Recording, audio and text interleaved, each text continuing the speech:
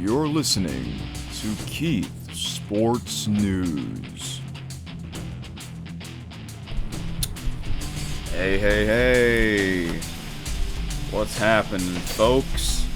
Welcome to KSN episode 57. Yeah, like Heinz 57. And if you hear that noise in the background, my mini fan is on because it's the air condition's not on, that's why. So, anyways, yeah. I don't think it's that loud on the microphone. But yeah. Anyways, hope y'all had a great week. And the main thing I'm going to talk about in this episode is, of course, more Wimbledon tennis, because the tournament is coming to an end. So, the last episode was another special Tuesday edition of KSN. It's because I didn't really have the time to record it have it ready on Monday. Alright. So, and then later I will give you my CFL Week 6 predictions. First, let's talk about the Wimbledon tennis here. So, the quarterfinals. Okay, let's go back a couple days ago of the quarterfinals. Now, here's the thing. Here's one cool thing about their coverage, ESPN's coverage of the championships. And you guys know that if you follow the episodes of KSN, I mentioned this before, I have YouTube TV and I can record this stuff. I don't have to watch it live. And because, I really can't, because not only because it's early in the morning, but I work during the daytime. So thankfully I can record and watch it during the evening. And that's what I've been doing for pretty much since the beginning of this tournament. It's just hard to avoid spoilers. I actually got spoiled a couple of times, but not too much. And I'll make sure not to get spoiled for the finals if I decided not to watch the finals live. Alright? So, yeah, ESPN, they do this every year. Manic Monday, okay, which was the conclusion of the round of 16. Tuesday and Wednesday were the quarterfinal matchups, and the cool thing about what ESPN did was they do this every year. Both ESPN and ESPN2 would broadcast the center court matches on one of the networks and court number one's matches on the other network. So yeah, you get double coverage. It's great. They do that every year, so you can watch all the matches. Alright? However,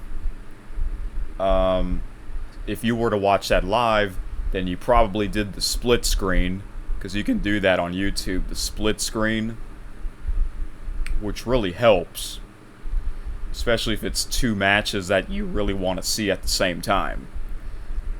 But since I didn't watch it live, here's what I did. I have two TVs, so one of them would be playing the center court matches, and the other one would be playing the court number one's matches at the same time, because both programs started, I believe, at 7 a.m. Central Time.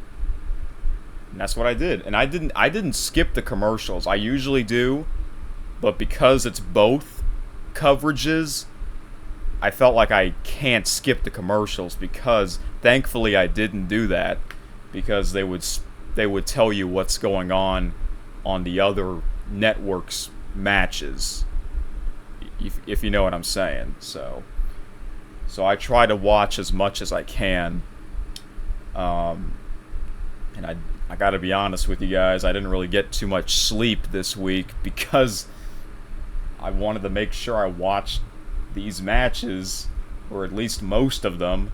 Most of the matches in the quarterfinals are intriguing matchups, you know? So, let's start off with the women's side here. Go back to Tuesday, quarterfinals. Amanda Anisimova, the American player, against the Russian player, Anastasia Pavlyuchenkova. I did pick Pavlyuchenkova to win. I did watch that match. Two well-known players. The first set, Amanda won that easily, 6-1.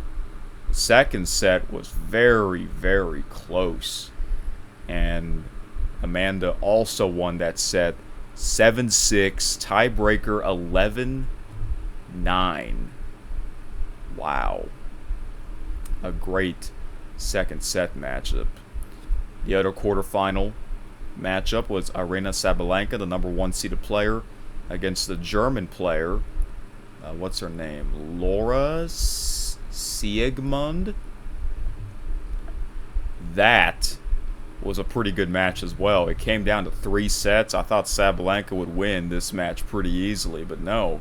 She lost the first set 4-6, but then she went on to win the next 2 sets 6-2, 6-4. So, that was the Tuesday matchups at the quarterfinals. The 2 other quarterfinals on Wednesday. The number 7 seeded player, Mira Andreeva, against Belinda Bencic. And this was another great matchup. 2 tight sets, both won by Belinda Bencic. 7-6, tiebreaker 7-3. Second set 7-6, tiebreaker 7-2. I thought Mira would win. I really thought she would win. I think most people thought she would win because she's number 7 in the world. Belinda is unseeded. It was a tough battle. And Mira's only, 18 years old? You know, we said the same thing with Coco Gauff when she was 18, or really when she made her debut back in 2019 when she was a 15-year-old. Now, here's one cool thing about Belinda Bencic. I think it was like last year or something like that. She gave birth. She has a child, so she's a mother, and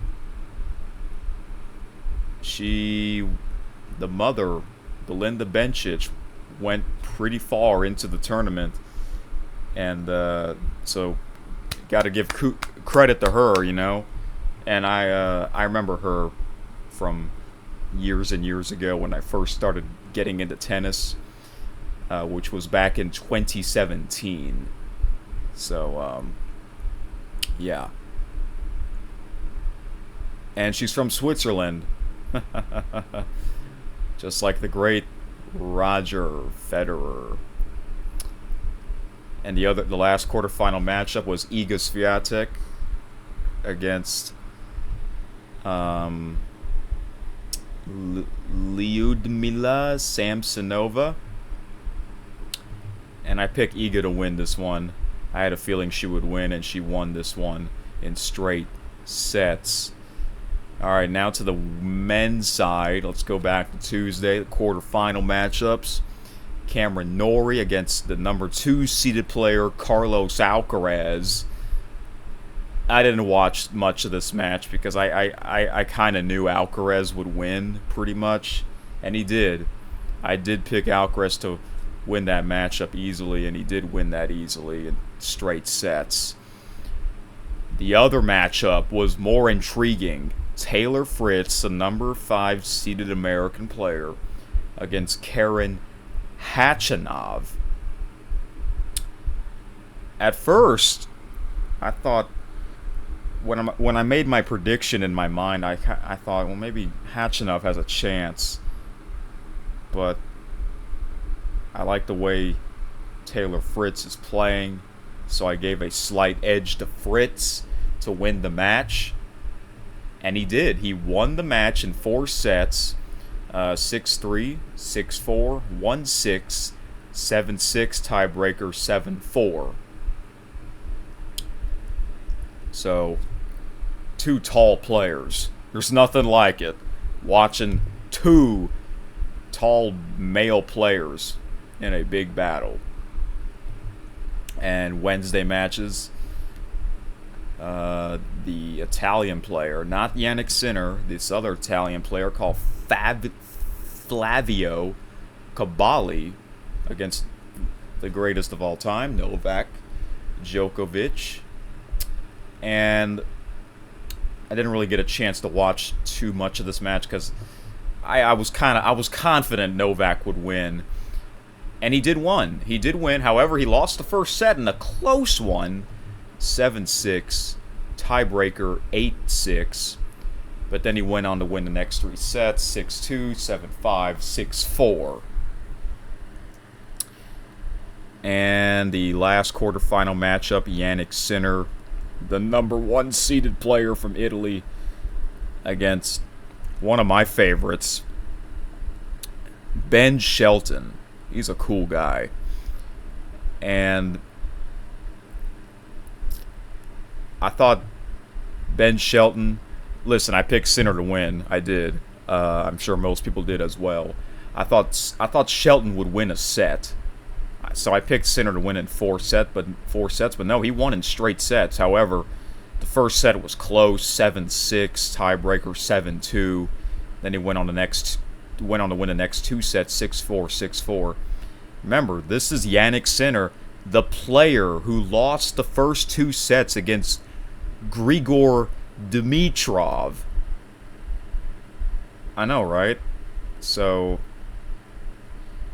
Jannik, I think he's doing pretty well, despite when he fell down against his round of 16 match against Grigor Dimitrov, and he landed awkwardly on his elbow. And I thought it didn't look that bad, but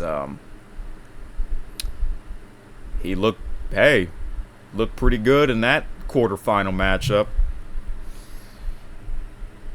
So you just never know, man. You just never know how these players are feeling. Alright, let's go back to the women's singles. The other day was the women's semifinal matchups. They were both intriguing matchups. The first one was the bigger matchup. Number 1 seeded player Aryna Sabalenka against number 13 seeded player American Amanda Anisimova.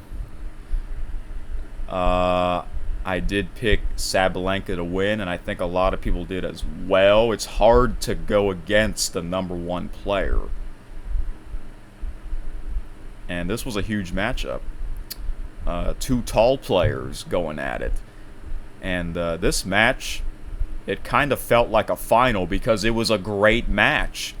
It went down to 3 sets, the same score, 6-4. And, I was listening to the broadcast with Chris Fowler, the voice of ESPN, with Chrissy Everett. By the way, Chrissy Everett, she's 70 years old. She does not look like she's that old. She's got, her voice sounds amazing. I mean, wow. It's great to see her there. And I think the crowd was sort of more on Amanda's side because she's never been to a Grand Slam final. Okay? And, it looked like Amanda, she won the first set 6-4. Then Sabalenka won the second set 6-4. And I was kind of expecting a Sabalenka comeback again like she did in her quarterfinal matchup. But no, there were some mistakes that she made. And Amanda played fantastic. She went on to win the match. Her biggest win in her career against the number 1 seeded player in Wimbledon semifinal. It's got to be your biggest win. So she's into the women's or ladies singles final at Wimbledon. And the second matchup, Belinda Bencic against Iga Swiatek. And Iga won this match easily, 6-2, 6-love. I knew Iga would win. I didn't thought it would be this one-sided though, but I heard that that Belinda, she like broke her toenail or something like that. If you watch that match, they put a little hole in her left shoe to get some more breathing air. So when I heard about that, I was like, I don't think she's gonna have much of a chance. So it's a shame for her to go out this way. At least she didn't retire. You know, like Grigor Dimitrov had to retire. He couldn't finish his match. So at least Belinda finished her match. So the final is set. Before I preview the women's final, let's go back to the men's singles. And I'm going to give you my semifinal predictions. Now, by the time you see or listen to this, the semifinals have probably already concluded, or at least one of the matches. So the first matchup, these are two big matchups. Okay? Taylor Fritz against Carlos Alcaraz, the two-time defending Wimbledon champion, and the French Open, the two-time defending French Open champion as well. I think Carlos has already won 5 majors. That's crazy, man. You know, 3 years ago, I never heard of this player. He was just one of those players that went straight to the top. I know, right? Unbelievable. Right when Roger Federer and Rafael Nadal are, you know, no longer in their primes. I'm going to cheer for Taylor. I got to cheer for the American, you know. I've got my American shirt on. So, I'm going to be rooting for him. Can he win a set? Yes, he can. He can win a set off of Alcaraz, but I really can't pick against Alcaraz. The way he's playing right now, I think he's going to win. I think he'll win in 4 sets. I think he'll win the first set, Taylor will win the second set, and Carlos will win sets 3 and 4. So I have Carlos moving on to the Wimbledon final. And the other semifinal matchup, oh boy. Jannik Sinner against Novak Djokovic again. They met each other in the Roland Garros French Open semifinal, where Sinner won that easily in straight sets. And I think it was, 2 years ago? These two met at the Wimbledon semifinal where Novak won. I think he also won that match easily, but that was a different Jannik Sinner, you know, before he became the #1 player in the world and before he won his first major. So yeah, a lot can change in 2 years for athletes in tennis. And Novak, I forgot to mention, Novak's last match in the quarterfinal, he slipped. Near the end of the match, he slipped and fell, and it looked pretty painful for a while. So we'll see how that affects him in this match. I'm still gonna go with Jannik Sinner in the final. I think this will be in 4 sets as well. I think Jannik will win set 1, and I think Novak will win set 2.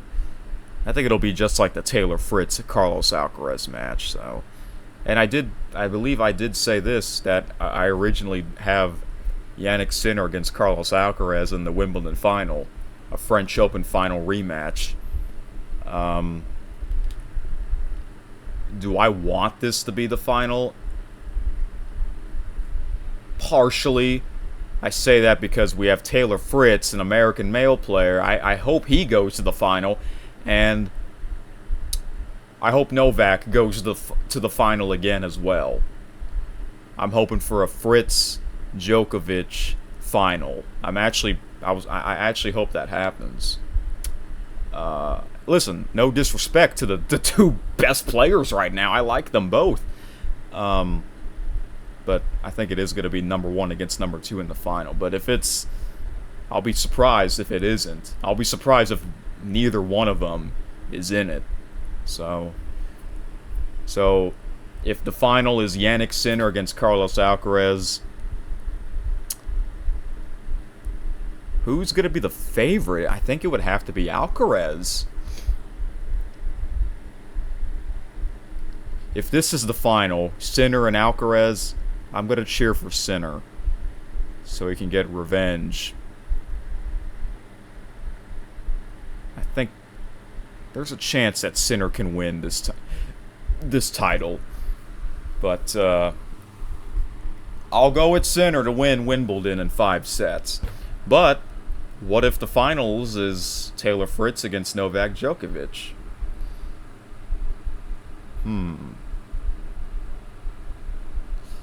I might actually go with Taylor Fritz. Maybe.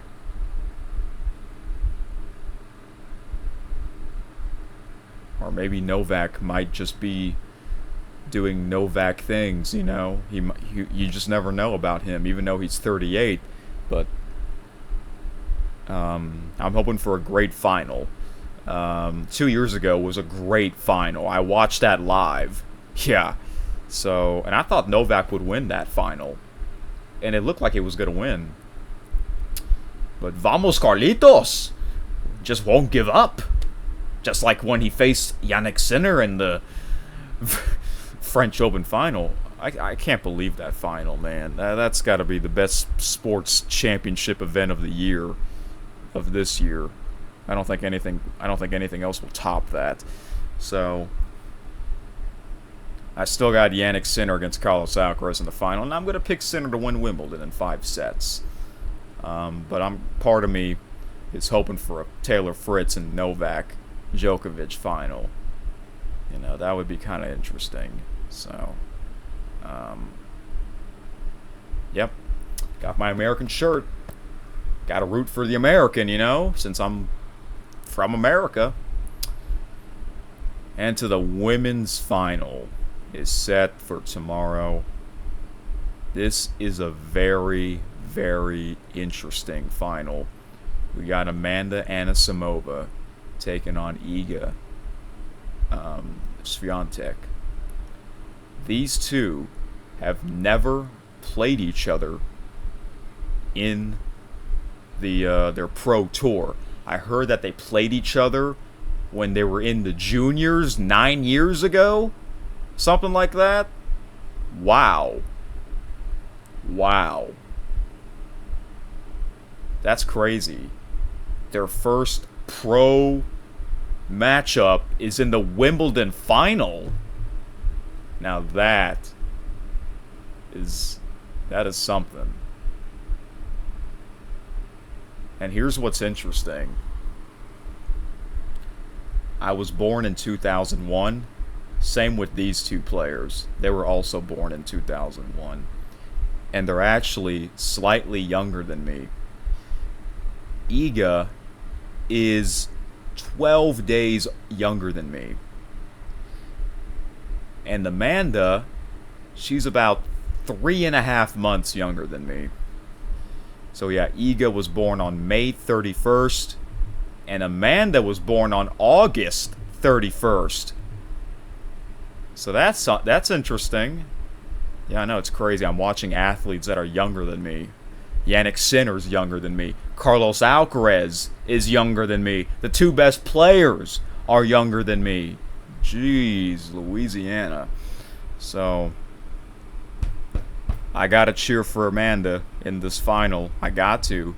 I remember when she was in the French Open final back in 2019. Listen, back in 2017. That was when I really got into watching tennis. So yeah, different players back then. Most of those players that I remembered are retired, which is kind of, it's kind of sad whenever a player retires, obviously. But I think it was either in 2017 or 2018 I saw this new player that made her pro debut match or whatever named Amanda Anisimova. And when I saw her, I'm like, damn, she looks beautiful. And I looked her up, and I'm like, oh my gosh, she's younger than me. I should start following her, you know. And that's kind of what I kind of did that for a while.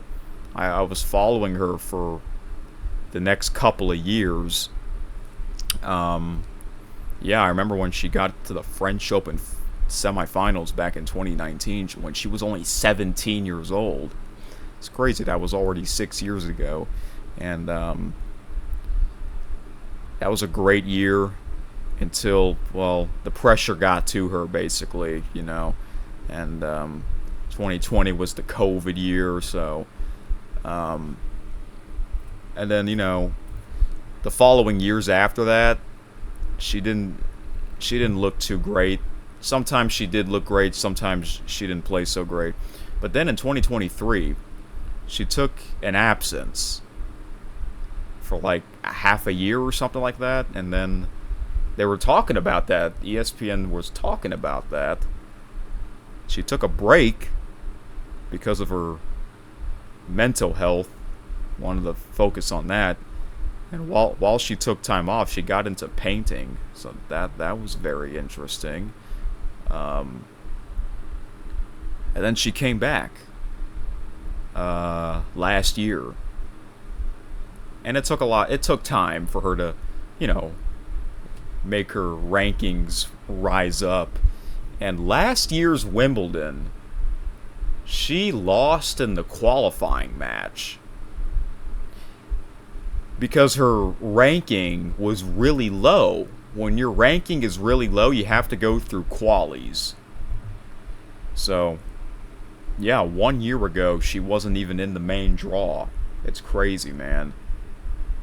And then, not too long after last year's Wimbledon, they showed her timeline. She was in the Canadian Open final, which isn't like, that's not too long after Wimbledon. That's in August, I think. And then, you know, things started to get better for her. And then her ranking, this is like her best ranking I've ever seen, you know? So that's amazing for her. So, and then she, back when they introduced her, she had blonde hair. Now she has like this dark brown or black hair. To be honest, I miss her blonde hair. I don't know why. I don't know what made her change her hair color, but hey, that's her choice. You make your change. But yeah, I've always liked her. She's very calm and chill and relaxed. So I'll be rooting for her. Do I think she'll win? I did pick against her twice in her quarterfinal and semifinal match. And I hate to say this, I'm going to have to pick against her again. I think Iga's going to win Wimbledon. She is like on fire right now. I think she's going to win Wimbledon. Listen, I like Iga. You know, she's another player that kind of rose to the top as well. She won quite a bit of French Open titles. She won a US Open title. She's never won Wimbledon. She's never been to a Wimbledon final. So it'll be very interesting. I'm hoping for a great match. I think Iga's going to win, though. Will it be in straight sets or 3 sets? I'm hoping for a 3-setter. It might be 3. But I can see it either way. I think Iga's going to win. But man, if Amanda wins Wimbledon, oh man, that might be like the happiest sports story of the year for me, you know, because I remember when they first introduced her, I started to follow her, you know, because born in the same year, you know, so we'll see what happens. And normally, the Wimbledon final would be at 8 a.m. Central. Now it's at 10 a.m. Central. I don't know why they pushed it back 2 hours later. I don't know if this was ESPN or Wimbledon. It's got to be Wimbledon that did this. I don't know. I don't know if I'm gonna watch it live though, but if I don't, I'll try not to get spoiled. It's not gonna be easy, but I will watch the finals. They're gonna be interesting. So yeah, it's just crazy, man. I've watched a lot of Wimbledon this year, and I said this earlier this year that the Australian Open is my favorite tournament, my favorite Grand Slam tournament out of the 4 majors. Man, after watching a lot of Wimbledon, oh my gosh, Wimbledon might be my #1 favorite. Which means the US Open is my 3rd favorite, and then French Open's my 4th or least favorite. But I mean, I like the French Open. I like watching it, even though this year I didn't watch much of it, but yeah. So I got Iga winning, and I got Jannik Sinner winning. So we'll see. Now, at the beginning of the tournament, it was really hot, right? And then it got cooler, and then it started raining, and the temperature dropped. Well, the last few days of the tournament is really hot again. The temperature rising up, and during the women's semifinal matches, this happened twice. A fan collapsed or got dehydrated again. This happened in day 1, and it happened again 2 more times. Close the roof. I mean, this is ridiculous. I know this is like a record high temperature. You have a roof for a reason. Close the roof so that this won't happen again. I guess the reason why they have to have the roof open is because it's Wimbledon. You got to make it as old school as possible. But I mean, if this is going to happen every time, whenever the temperature is in the high 80s, low 90s, you might as well just shut the roof. You know, like the Houston Astros, they always play indoor home games. Why? Because it's always hot in Houston. And it rains a lot there, too. Unlike the Seattle Mariners or the Toronto Blue Jays, a lot of their games have the roof open because it's not as hot up there as it is down in Houston. I don't know. I would close the roof. I think I heard that Chris Fowler said one time that if this was in Australia or New York, the roof would be closed. But I guess it's some policy. Back in the old days, there was no retractable roof at center court, or really at a lot of these stadiums, you know. Or actually, a lot of these stadiums with a retractable roof didn't exist in the old days. Instead, old stadiums were known as multi-purpose stadiums. So, but man, like, what the heck, man? This happened 3 times where fans are getting dehydrated because it's so damn hot. If they were to close the roof, this would not have happened. Anyways, well, and yeah, and back in the old days, no roof, right? And if it's a rain delay, you have to wait. You got no choice. So, yeah. All right. So, I'll be watching the finals. I'm glad I have YouTube TV to record this stuff, because without YouTube TV, I would basically have to watch it live. Kind of like other sporting events, like the CFL, which we'll get into right now. So there was no CFL game on Thursday night because this week 2 teams have a bye. Those teams are the Winnipeg Blue Bombers and the Montreal Alouettes. So we got 3 games this weekend. Friday Night Football tonight. The Calgary Stampeders against the undefeated Saskatchewan Roughriders. I'm still going to go with the Roughriders. Their winning streak will continue. I guess I'll root for them. Why not? Since they're undefeated.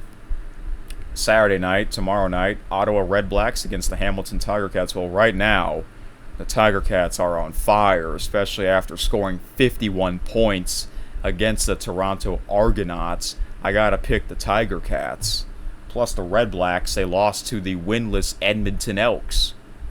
And Sunday night, the BC Lions against the Edmonton Elks. So Edmonton's playing back-to-back Sunday evening games at home. This could go either way. This is a tough matchup to pick. Lions or Elks. Both in the West Division. I'm going to go with the Elks again. Yeah. So, we shall see. Or, excuse me, 3 teams have a bye. I apologize. Because, yeah, there's 3 games this week with 6 teams playing. Because there's 9 teams total, so that means there's 3 teams that are not playing. The third team that isn't playing is the Toronto Argonauts. So, yeah. I try to watch every CFL game live, and so far I've pretty much watched all of them, almost all of them live. So that's cool. Yeah.